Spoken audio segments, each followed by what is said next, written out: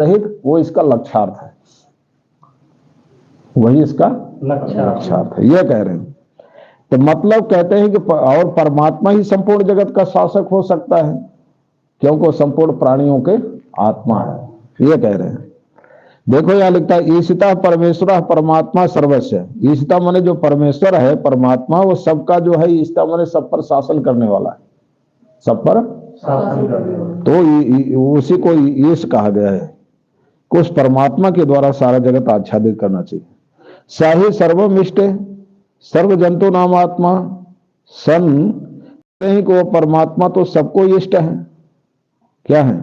सबको इष्ट है, यानी सबको प्रिय है, क्योंकि सबकी आत्मा है तो सबको प्रिय है, क्योंकि सबके प्रत्येक आत्मा है, चैतन्य आत्मा है। और कहते हैं कि आत्मा तो सबसे सबको सब अपनी आत्मा सबसे ज्यादा प्रिय होती। तो तेन स्वरूपेण, तो कहते हैं कुछ आत्म स्वरूप से, यानी कि आत्मना ईशा, कि आत्मस्वरूप जो ईश्वर है परमात्मा, उससे वास्यम, वास्यम माने आच्छादनीय में सारे जगत को क्या कर देते हैं? आच्छादित कर देना चाहिए, व्याप्त कर देना चाहिए। उस परमात्मा से सारे जगत को व्याप्त कर। किम, कहते क्यों? किदम सर्वम यद किंचा जगत्याम, जगत्याम माने पृथ्व्याम, किस पृथ्वी पर जो कुछ भी है, जगत माने कि जड़ चेतन जो कुछ भी पृथ्वी पर है, तत्सर्वम स्वयं आत्मना ईशेन प्रत्येक आत्मतया अहम एव इदम सर्वम। कहते हैं कि ये सब जो कुछ जड़ चेतन है, सब कुछ जो है एक अपना आत्मस्वरूप है। क्या है?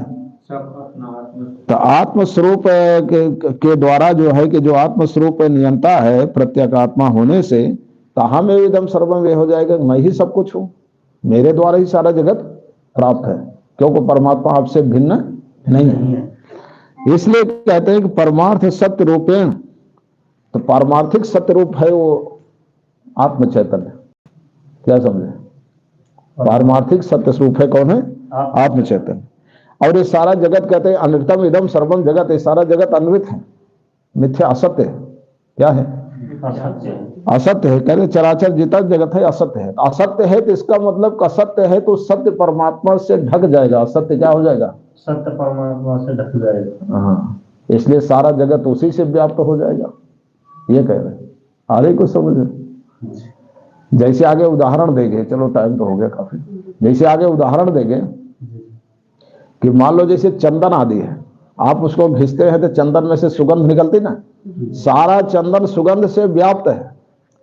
लेकिन मान लो उसे चंदन में कहीं पानी वानी पड़ जाए, गीला हो जाए, और कुछ दिन चंदन को कहीं आप रख दो, पानी उसमें गीला है तो गीला होगा तो हवा लगे तो सूख जाए। लेकिन कहीं ऐसी जगह रखे जहां हवा भी नहीं लगती, पानी पड़ा गीला है तो दुर्गंध आने लगेगी कुछ दिन में।